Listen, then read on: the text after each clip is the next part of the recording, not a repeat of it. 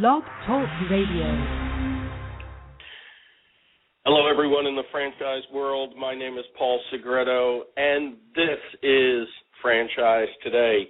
Exciting time in franchising this time of year as we're leading into the IFA convention, and we just came out of Franchise Expo South in Miami, Florida. Joining me today as my guest will be Bob Coleman. Some of you might know him from the Coleman Report, and we'll be introducing Bob here in just a bit, but I'd also like to introduce my co-producer, none other than Joe Caruso. Hey, Paul, great to be on the show again. We have a terrific guest, wrote a great book, Money, Money Everywhere, but not a drop for Main Street, and it's going to be on a topic today that is near and dear to franchisors and franchisees, and how do they get more stores built, how do they get more units open, and where do they get the money?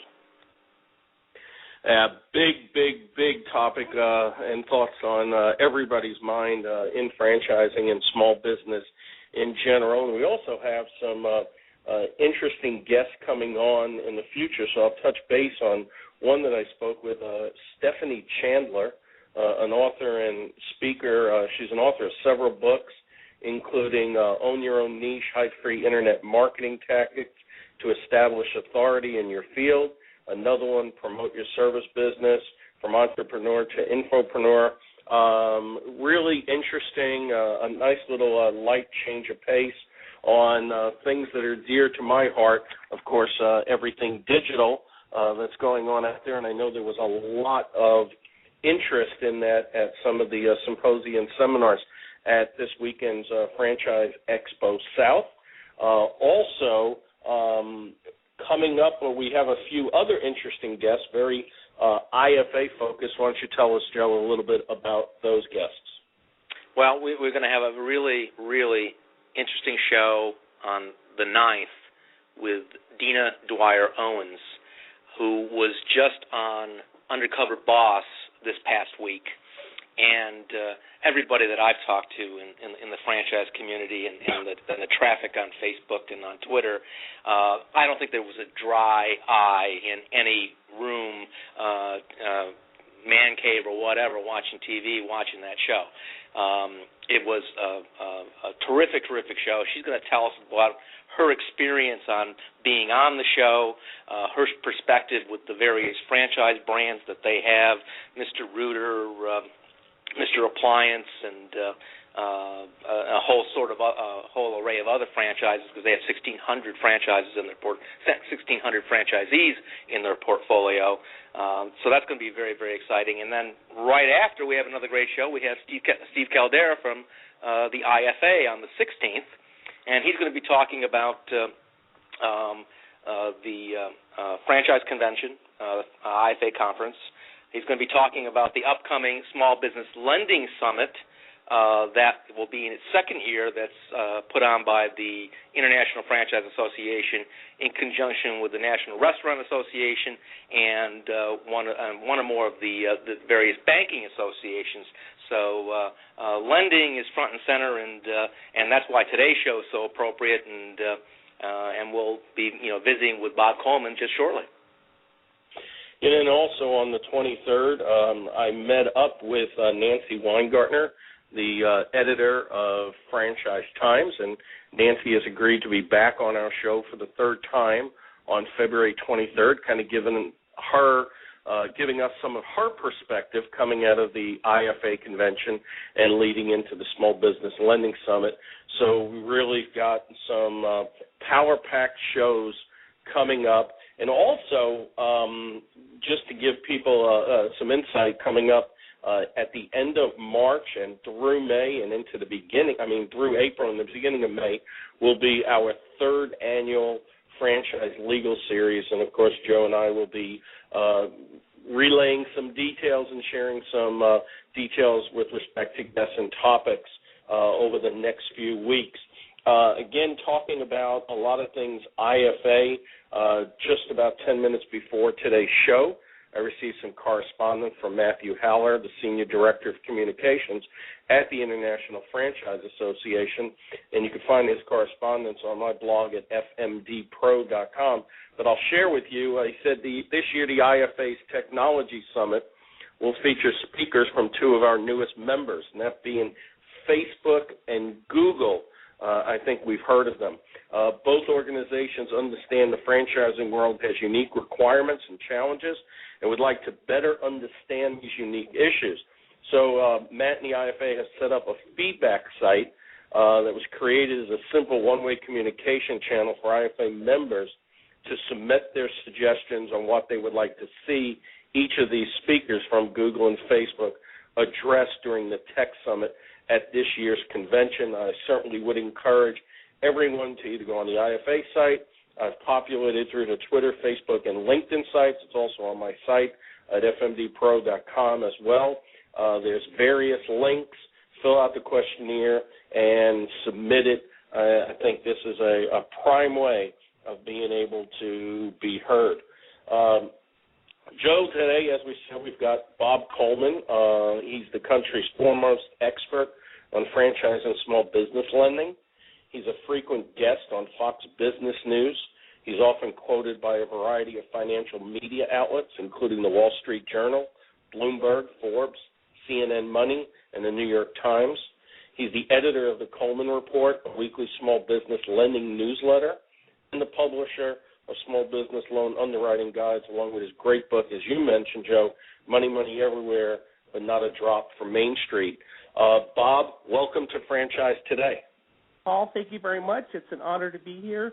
I have to confess, though, I have mixed feelings. I'm looking out my window here in Southern California, and we're going to hit 80 degrees. So if there's a long silence, you know I'm outside enjoying the fresh air. But anyway, no, I am here, and I'm honored to be here. Thank you very much for the invitation. Well, we really appreciate you being on the show. I know we were supposed to have you on before the holidays and had some scheduling conflicts, and I really appreciate you taking the time and being with us today. And you talk about hot weather.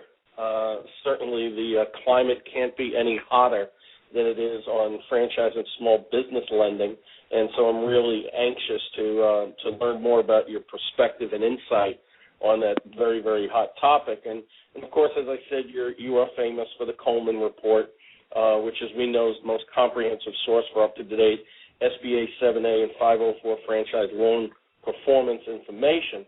And it's the go-to report for SBA and non-SBA lenders across the country. I believe that's been around since 1993, or at least that's when you started Coleman Publishing. Right. When and why did you begin publishing the Coleman Report on franchise loan performance? I started the newsletter in 1993, just for the industry, for the small business banker, and then about 7-8 years later, I stumbled purely by accident on SBA's database and realized they had a whole wealth of information that was sitting there that wasn't being utilized or analyzed by anybody. And for the first time, it was that banks are very private and they like to hold on to their statistics, and it's very difficult for them to share information. So for the first time, we were able to get a hold of this information, and there was a national database on performance, not only franchisors or franchisees, but also for all small business loans. And then we could very quantify not only how a Subway was performing, but also how all restaurants in general were performing, broken up by quick and by a full service. So it was something that it was a very valuable tool for my clients in my niche, and those are the banking and the bankers. Very interesting. I talk quite a bit with Joe Caruso, who reached out to you to bring you on as a guest on Franchise Today. And as I said at the beginning of the show, as you heard him, Joe is on the line with us today. And I talk a lot with Joe, and we can't seem ever not to address finance and franchising. I know it's a topic dear to his heart. So I would like to include Joe in today's conversation, probably even more than he's done in the past. Joe, what have you got to say about franchise finance today? Kind of give us a little bit of insight on what you hear from the trenches, if you would. Well, what I'm hearing from primarily from franchisors and from some franchisees is that they're getting qualified candidates for the most part, and a lot of the loans, the borrower is attractive, the loan is attractive, but the loan amount is unattractive. It's like they're not borrowing enough money to make it profitable for the lender to originate the loan.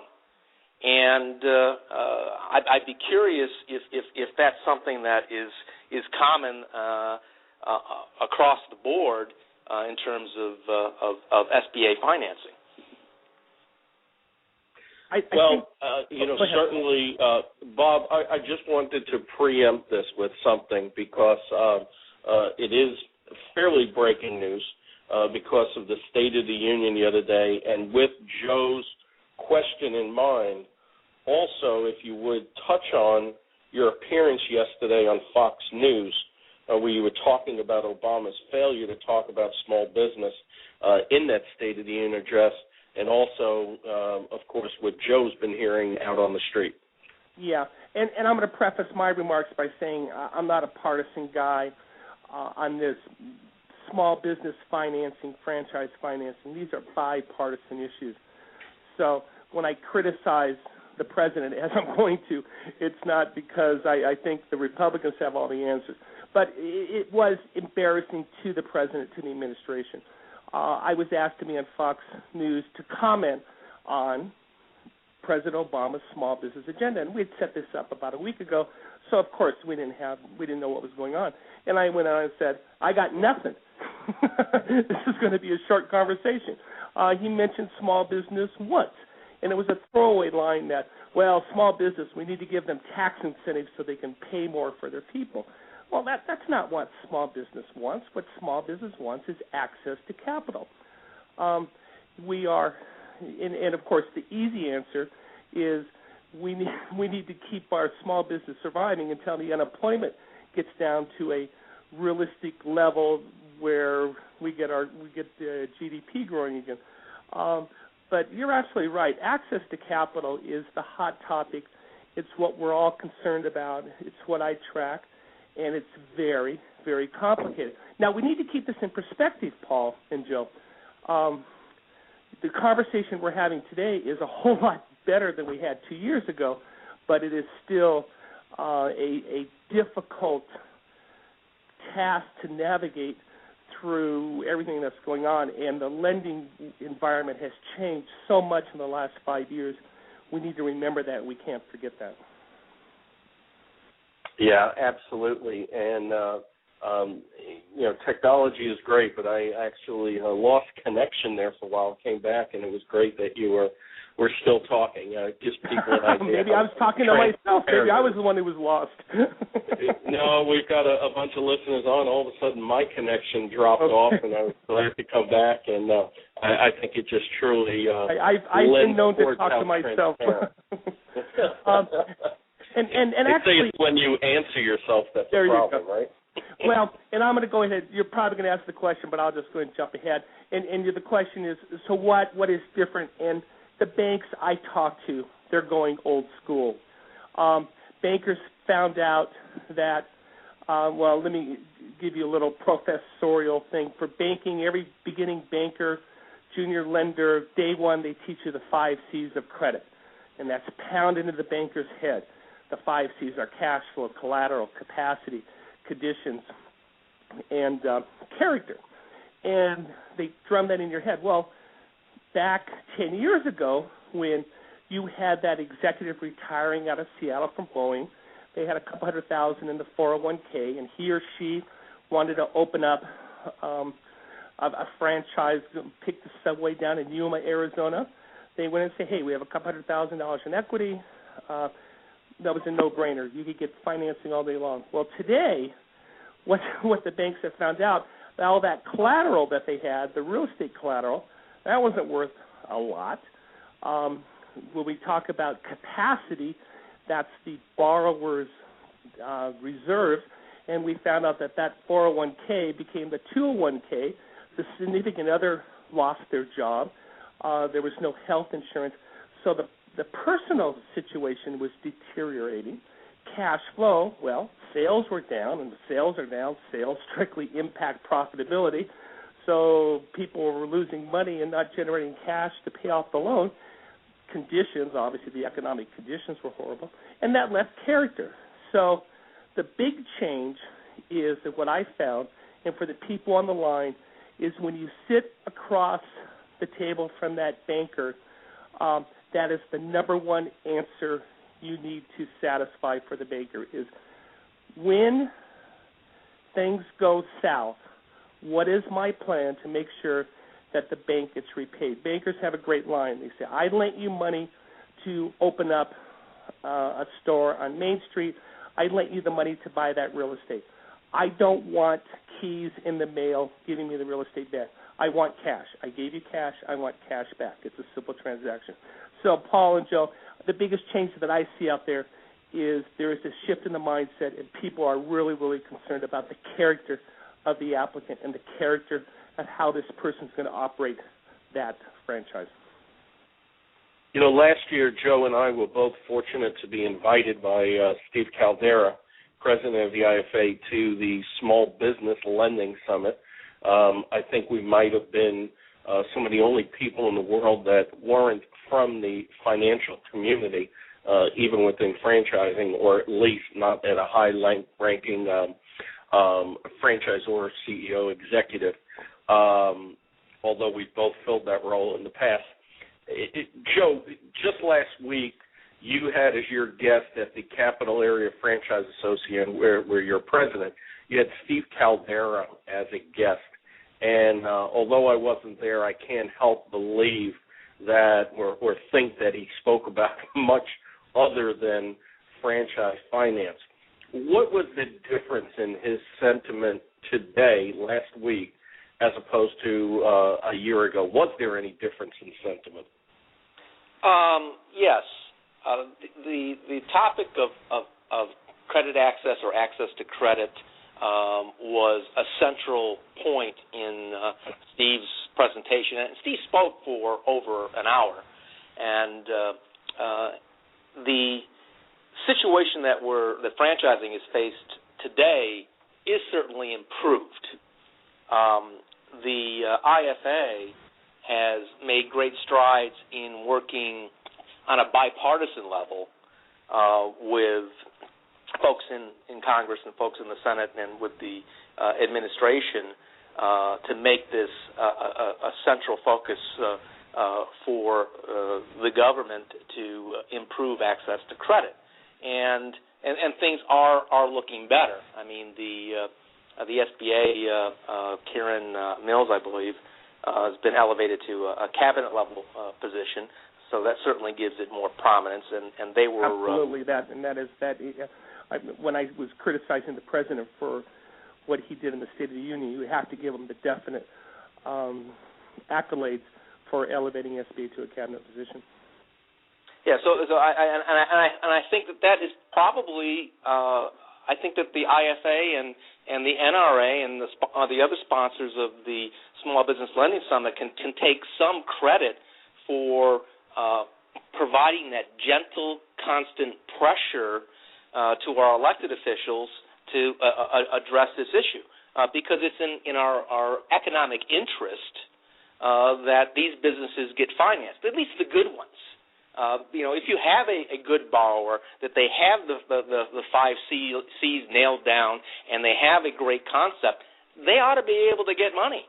And I think that the efforts for the IFA in that regard under Steve Caldera's leadership, I've got nothing but respect, and I think that they're getting results. But Steve was quick to say they've got a lot more to do. I think that would be I agree with you absolutely. Steve has done a wonderful job in reaching out to the lenders and starting just the dialogue in terms of, hey, this is what's going on in a franchise, and educating the lenders about where they can get access to information that can make their job easier. Absolutely.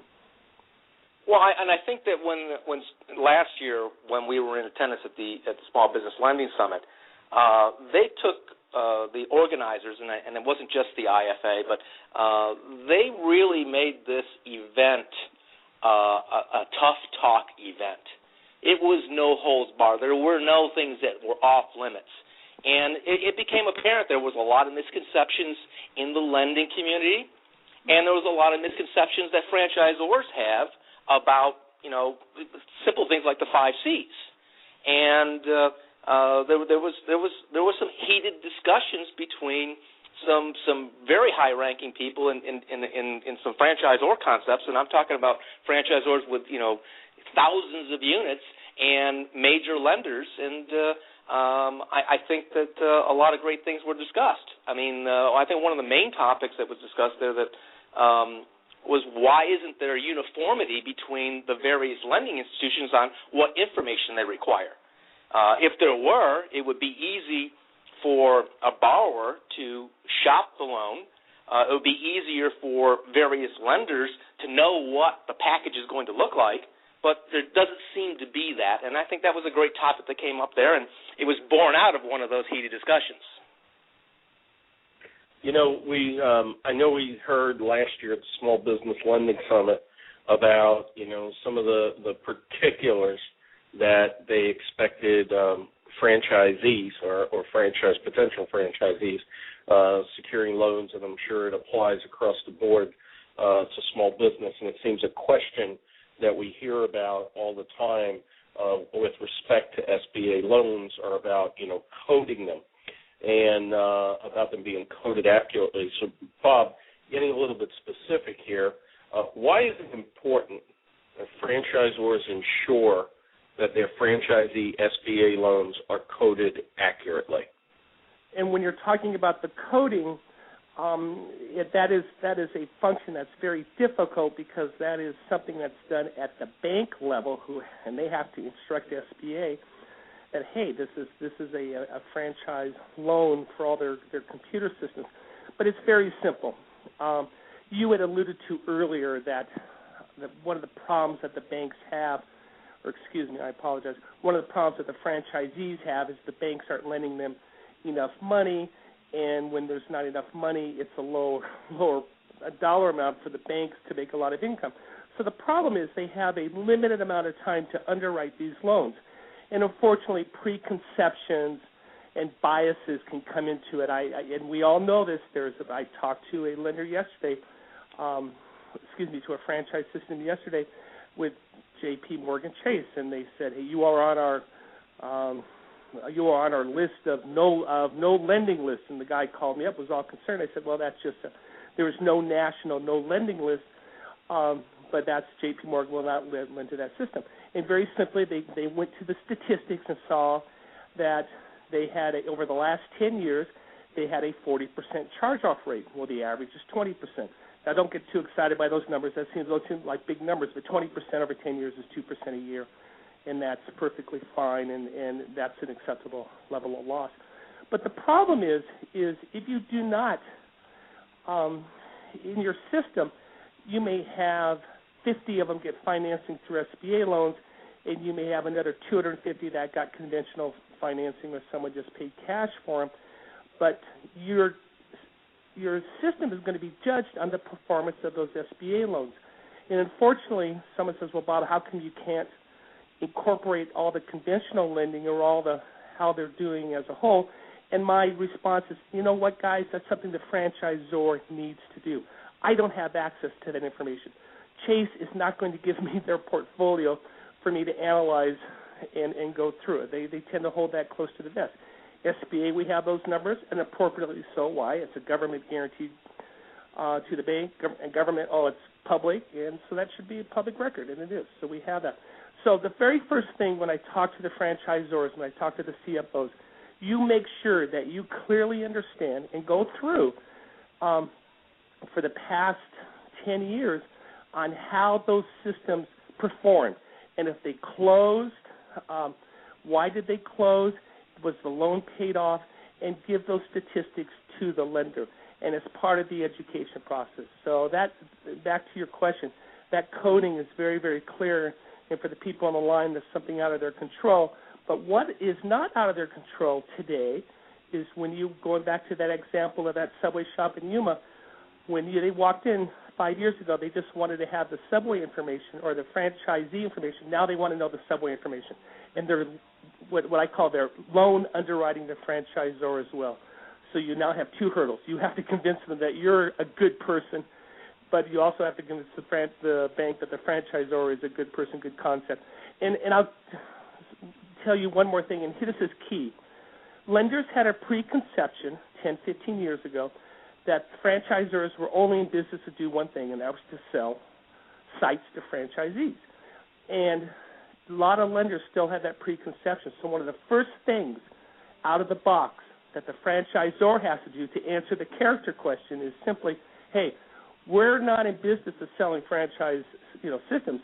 Well, we want to do that, but our commitment is to make sure that our people make money and become solid citizens in the community. And that seems simple, but you need to focus to make sure that you can get the banker over that test.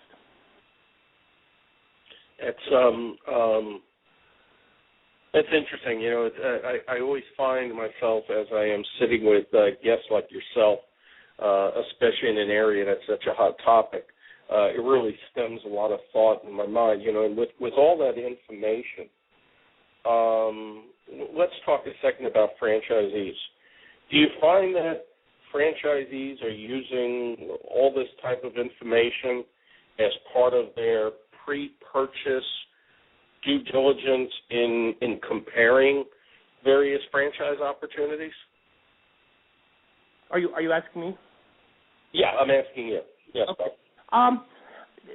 The answer is, unfortunately, I tend to talk. The people I talk to didn't do that up front, and now they have issues. So the people, every now and then I talk to a franchisee who has problems or whatever, and frankly they didn't do their homework. I would hope that they are doing that, but unfortunately there are people who don't, and they don't do their homework and they get involved in something that they shouldn't. So that's my that's my little slice of the view of the world on that. Well, it certainly would make sense from a franchising perspective that a prospective franchisee would look at the Coleman Report and see where the concepts that they're considering rank. It ought to be at least a checkbox on that list. Yeah, absolutely. And the banks are using that sometimes just as a pass-fail test, and that can be a difficult hurdle to overcome. Well, certainly for the franchisors that are not monitoring where they rank and the franchisors that are not tracking the various channels of financing that their franchisees have availed themselves of, and then they don't have an accurate comparison to the report that you compile. What you just went through that list, say that with all of a sudden the banker across the desk is hearing that, and the banker's going, well, I'm not going. If that franchisor hasn't done the basic things, I'm not going to get involved. So you can actually, when you're rattling that stuff off, if you listen to it from the banker's ears, they're not going to touch it. Joe, let me just get a halfway point here. This is Franchise Today. We're talking today with Bob Coleman, editor of the Coleman Report and author of the new book, Money, Money Everywhere, but Not a Drop from Main Street. And we're talking about franchise and small business lending and more lovingly known as credit access. Joe, you have something else to add. Yeah, I mean, I think you have to think about the bank executive and their mindset. And I think that I've heard this comment many times throughout my career that no banker has ever gotten fired for not making a loan. Absolutely. And oftentimes they're not looking for yes. They're looking at the different ways that they can say no so that they can protect their butt. Well, let me interject there because and I hate to be put in the position of the bank apologist. I don't know where I signed up for that, but let me put a little twist on it. And when you say protect their butt, what they're really protecting is, if you think about it, to sign off on a loan, they have to go through 7, 8, 9 layers of people to sign off on it. And each of those layers has a different perspective and a different constituency. And I'm talking about the immediate boss, I'm talking about the chief credit officer, I'm talking loan committee, the board of directors, and then that's just internally. Then all of a sudden you have layers of regulators. You got the SBA, you have the FDIC, you have the OCC, you have their CPAs. So to put it in that perspective, I'm charitable. Banks, are my customers, so I try to see how they're thinking. But they have so many different layers to satisfy, and everyone has a different test. So I tend to put it that it's a very difficult process to take your loan application and navigate it through that maze of regulations and layers. I think that's a fair and sincere response, and I don't think it necessarily isn't being an apologist, but I think what that really emphasizes is that sloppy loan packages, you're guaranteeing your own defeat if you haven't addressed all of those items that you just listed off, all of those concerns that lender has to use in their calculus in order to provide you with the money that you want to borrow. I'll give you a crazy example. Take a community bank in Iowa. And unfortunately, I'm leaving my 80-degree weather, and I'm on a plane tonight to Iowa. And it's a community bank out of Cedar Rapids. And you want to open up a restaurant in Cedar Rapids. The community banks, not at the first 7 or 8 levels, but at the very last level, the regulators will come in, and the banks are being criticized for what? They're being criticized for having a concentration of loans in one geographic area, which is just crazy. So part of what you have to do at the very beginning is say, hey, I understand you have the Cedar Rapids community. I understand the economy, and this is how I'm going to make money in the Cedar Rapids area. And that's something that you should address all the way up front, and you don't even know why that's important. But it gets important at the very end when these regulators come and say, hey, you know what, 90% of your loans are in Cedar Rapids city limits, and we think that's an economic risk. And that's part of the crazy, difficult times banks have today. And I imagine, Bob, it's all those crazy thoughts that were in part some of the reason behind you writing the new book, Money Everywhere, but not a drop for Main Street. I just wanted to point out a couple of things for our listeners. I read through probably 90% of the book. I love the way it has some very compelling questions right on the back, such as why is Main Street empty today? Why is Walmart the number one killer of Main Street? You clearly define 10 things you need to do to get a loan right on the back, which is great. But I guess the question I really want to ask is, why this book? Why now? And probably more importantly, what did the folks you interviewed actually have to say? Great question, and it's one of those aha moments where I'm driving up my local Main Street. And this was 2000, end of 2008, beginning 2009, and all of a sudden I focused specifically on what was happening. And when one shop closes, one restaurant closes, it doesn't register. But what I saw in terms of separating the forest from the trees, in bird's eye view, I saw place after place after place that was closing. A gift shop that had been around for 50 years, a gas station that had been in the family for 50 years, a restaurant. I mean, we're talking second generation family type businesses. I'm not talking the yogurt shop that's in and out in 9 months. And my observation was, if we had a General Motors plant and it was closing, everyone would be screaming, from the mayor to the unions to whatever, but no one was saying that about what was happening on Main Street. And Paul, 65% of our jobs in the American economy are created by Main Street small business. And you could see we were going into the recession, and things were going downhill, and it was very clearly impacted by what was going on Main Street. So the motivation for me on that was saying, hey, guys, yeah, we need to take care of Wall Street. Again, here I am, the bank apologist. We have to do TARP. We have to do that. But if we're going to do that, that's fine. But let's also make sure that we take care of Main Street, and we give them the capital, and we give them the support so they can get through this 2 years without destroying family businesses, family legacies, and family wealth. In preparation for today's show, Joe spends a lot of time reviewing material, and is really the person behind putting together the questions. And I always believe in giving credit where credit's due. And I know one particular question that he had was, how did politics play out in bailing out banks and big business, and not even a thought seemed to be given to Main Street?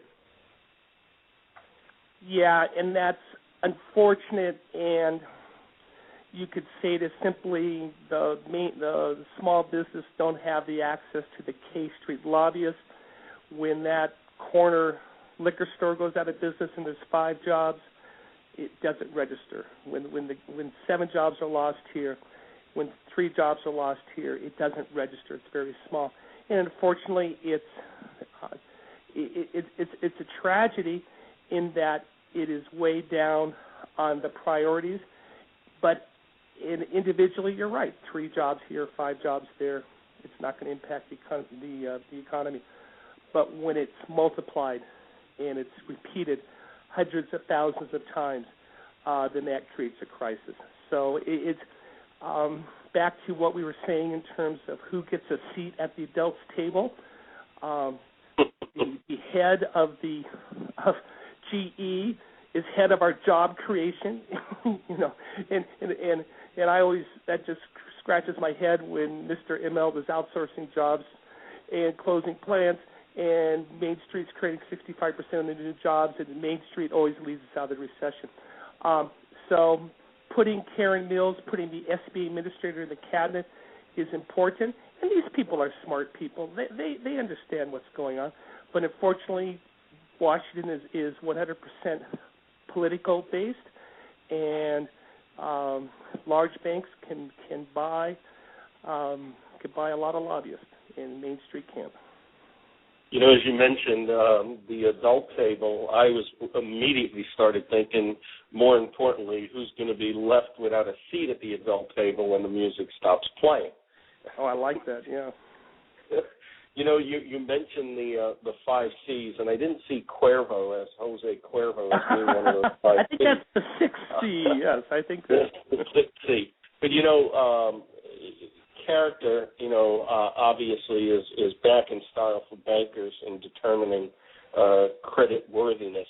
And I read an interesting article in the Wall Street Journal Weekend magazine 2 weeks ago. I was in Dallas, and there was an article in there about online reputation. And right. the article, did you happen to see it? Yes, excellent. Yes, go ahead. I didn't mean to. It was great. It was very good. Go ahead. Yeah, it was interesting how they were comparing this online reputation and where it's going to go as being paralleled with creditworthiness and, the FICO score. and how some bankers are saying, hell, we'd actually rather see with quotes around it, how an individual acts out in the business world, how they act with their customers, how they interact with their colleagues, take a look at their social life. Is this guy, does he hang off the side of buildings for, a hobby, et cetera, et cetera. It's really interesting how all of this is changing from a very specific black and white arena such as the financial world. What is your perspective to something that is as variable as the online virtual world? Very simple. The first thing that you do, or do it right now, is Google yourself. Google your name, see what comes up. And part of your loan package, and to plug my book, I write about this in the book, is do the Google on your name and see what comes up. And you need to know that because guess what? The banker is doing that. And they can quickly find a whole lot about you. Google announced, there was an article in the news that was a passionate, it said the information that Google gets from you just based on your online search history is worth $5,000 to someone. And that's sort of scary stuff. So I wouldn't stay up at night worrying about that, but I would certainly know what's out there. And there's things you can do cheaply at zero cost to put that in. And, for example, I'm a big fan of doing press releases, and I'm not talking about hiring a PR firm. I'm talking about hiring a kid to write 3 paragraphs. You can put it up on these free press release sites and don't get upsold, but then that goes into the Internet. And you say, hey, and press releases are, I'm opening a store, I'm expanding, I'm doing this. And also what that does is that comes to the top of the search. So if you have something that is a bad newspaper article on you or whatever, you can't control it, but you can manage it, but you certainly need to know what's in there. And if, for example, if there's someone out there who has the same name, there's a Bob Coleman out there who, believe it or not, his hobby is ferrets. He's the national ferret expert. Well, I don't think anybody cares if that's my side hobby, but if you have a name that there's someone that's done some nefarious stuff or has been arrested or whatever, you need to let them know that, hey, I'm not that person. Yeah, it's important. So basically, if today's loan applicant isn't pretty in terms of character, will lipstick ever actually help? The answer is yes, absolutely. There is no such thing as the perfect loan application. There's no such thing as the perfect presidential candidate. So the old story is identify the strengths, but also I would identify the weaknesses right up front and address them and say, this is what I'm doing to mitigate it. You'd be very upfront about that. You can take the time, do your homework, and when you walk in, you have all the answers. We go back to the earlier conversation we had with, well, Sally and Jack, you want to open up a Cold Stone Creamery here in San Fernando Valley. Just out of curiosity, how's been the performance of the other ones in the valley, and how many are there? And if they look at you with blank eyes, you haven't done your homework, and it's going to be a very short conversation. So the answer is do your homework, mitigate the damage as much as possible, but sell yourself on the character. And the next question is, well, how do you define character? And it's the old Supreme Court justice thing. I can't give you a good definition, but I know it when I see it. So, somebody who's been in the community for 20 years, someone who's involved, when they do the Google search and they found out you're the past president of the Little League, or you're part of the chamber and you are part of the Elks and whatever. And those type of things go a long way to say, hey, this is someone who's established. People know them, and I think they're going to have a better chance of succeeding than our poor retired couple out of Boeing who are moving to Yuma and who don't know anybody. Joe, we talked a lot about the 5 C's of credit, and I know and I recall we talked about aligning them with franchise candidate requirements. Did you have a specific question for Bob with respect to that? In terms of what franchise stores should do, I mean, I think the real question is how should they align the 5 C's with their qualifications from both a financial perspective and from a profile and character background perspective. How does one mesh those together? What do you think the practices that you've seen that are effective have worked? I tend to be on the side of simplicity and transparency. Make it as simple as possible. Don't throw a 3-inch complete loan application where you've written days and hours and months of data. They're not going to read it. I would make it very simple, and I'd almost have one page for each of the 5 C's in 2 or 3 paragraphs. Fine, I'm the banker. I'll read that. But character. I want to know if, hey, guys, my spouse filed bankruptcy 10 years ago because we had medical expenses. I'm going to put that right up front. But I'm also going to say, hey, this is why we think this will work. This is my cash flow. Don't let the banker do that. And I don't expect the people on the line to know how to calculate a cash flow, how the bank looks at it, or how to calculate collateral structure. But I tell you right now, get a hold of your local small business development company. There's 1,500 throughout the country. They're usually associated with the college. They have free classes on this, and guess what? Their job is to help people get loans. SCORE, retired service people, they can help you with that. Call your local, don't call them, go online, look at your local SBA office. They have a lot of classes. For example, I know Intuit will do classes, and we're talking $5, $10. So there are a lot of great resources. Notice I say don't talk to your CPA or your attorney. You don't need to go. I mean, if you want to go spend $500,000 to have them do it, you can do it. But they're not involved in getting loans. They're involved in getting money from you. That's sort of cynical, but that's my experience. Go to the people who help people get loans. It doesn't cost you anything. And make it very simplistic. Make it a very simple application, but have all the supporting documentation that you've done your homework. But say, hey, this is the test. I know that in this concept 40% of them fail, but I am so good that I'm going to be a top 10% performer in this concept, and this is why. I know the area. I've lived here for 20 years. I've researched it.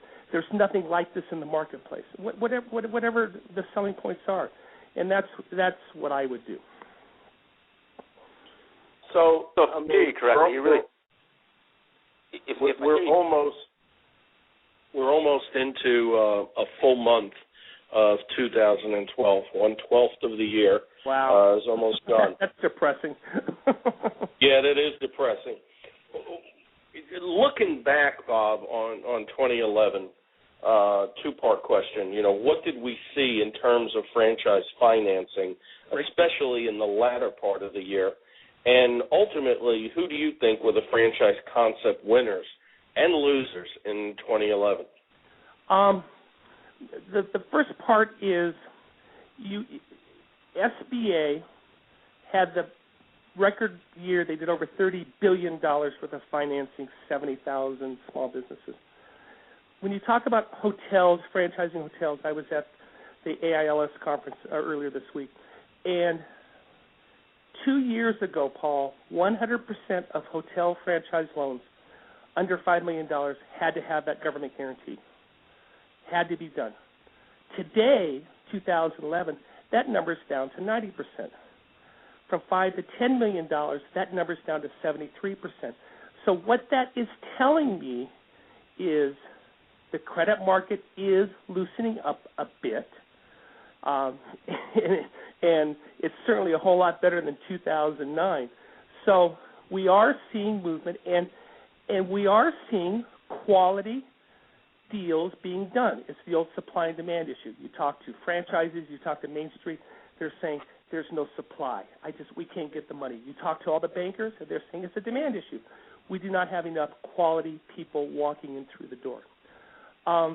So the good news is if you convinced your banker, first of all, do make sure you do that, but there is financing for quality deals and for well thought out concepts.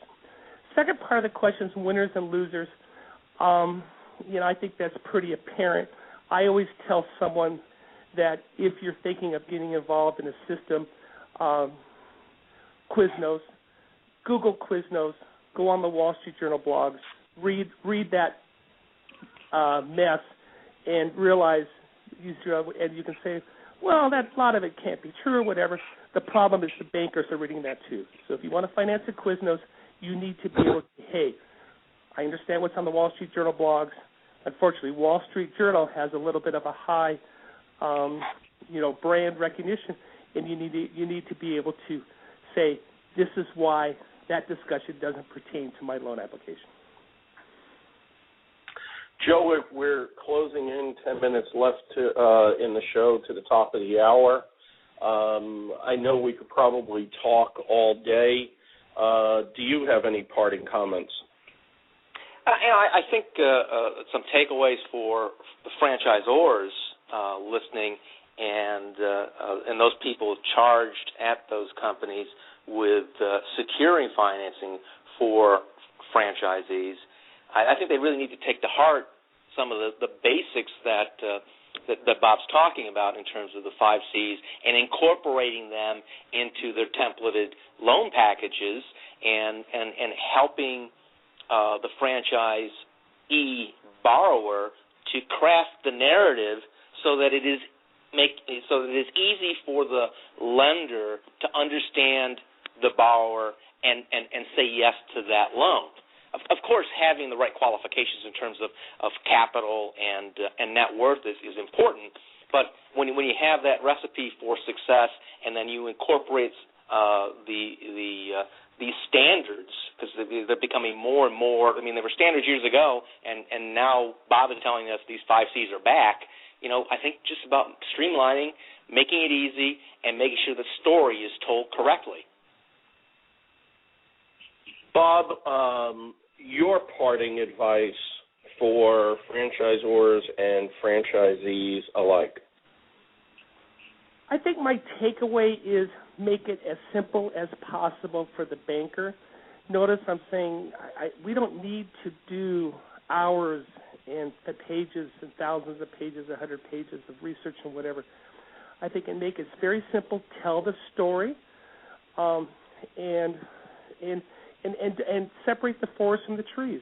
Guys, the reason why I want to open up a Panera Bread is there are no concepts within 7.5 miles, and the last 15 that open, this is how they do when they go into that type of demographic area. Very simple.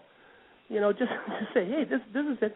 And yeah, you're going to have your supporting document. You're not going to throw the 50 pages at. You're going to summarize it for them. And you're going to say, hey, you know what? I have $223,000, and it's coming from this source.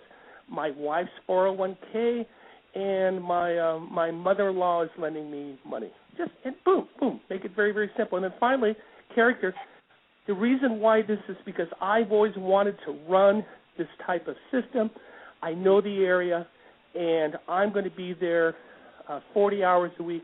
I'm going to be on site, and I've already talked to the Rotary and the Elks, and they're going to show up, or we're going to cater it, and the mayor's going to be there for the ribbon cutting, and all this, and you tell your story, and you say, hey, I'm a solid citizen. I've always wanted to do this concept, and I'm excited, and I'm passionate, and I want you to be my partner.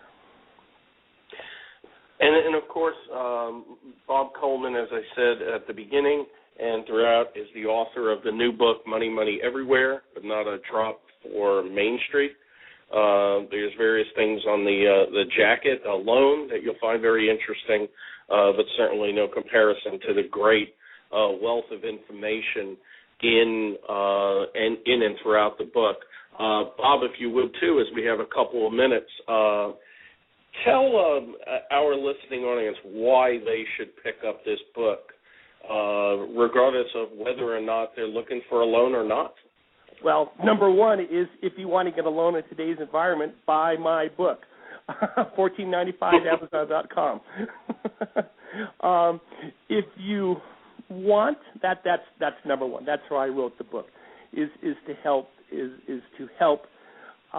Main Street franchises get business.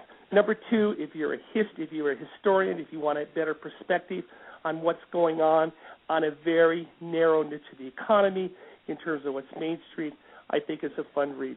I had a lot of information to draw upon, so it was pretty easy picking out what I wanted to focus on. But I wanted to give. There's a lot of economic books. There's a great book out there. He's a friend of mine. I'll plug it. Charles Green, the SBA loan book and how to get SBA loan. He'll tell you how to fill out the forms, and he'll do all that good stuff. But I wanted to give a little bit peek behind the curtain. I wanted for I'm opening up the place on Main Street, and in today's environment, we expect everyone to be a Renaissance man or woman, having to be experts in accounting, marketing, finance, inventory control, product control. Obviously, that's the number one reason why franchisors exist. Franchisees tend to do better than mom and pop, and for that reason, they have help to do that. But I wanted to give a sort of behind-the-curtain look on the financial aspect on what the pressures the banks are facing and how they view the world and how they view you. And I also wanted to put a historical perspective that times have changed, and we need to realize that. And as you said, we're already 1 month into 2012, and I flash back on the things that I wanted to accomplish in the first 2 weeks, and I'm already behind. But I wanted to give a historical perspective on what the banker's looking at and how the world has changed. Well, it's certainly a great book. It is an easy read. I love the short paragraphs. I love the storytelling. It really is a great book, and I wish you all the best. And I hope it hits the top of the charts in no time. Well, you're very kind. Thank you very much. And I appreciate you being here today on Franchise Today, and love to talk with you again in the future, maybe in the third quarter, and you can kind of give us an update of where the finance world is with respect to franchising and small business. Thanks again for being here. I would readily accept. I enjoy speaking to your audience, and I appreciate you giving the time to talk. But I'd be more than happy to come back and talk to you anytime about, hopefully, we're going up, and hopefully in 6 months when we talk, it'll be much better as well. I hope so. Joe, of course, I thank you for being on with us and putting together another just fabulous show.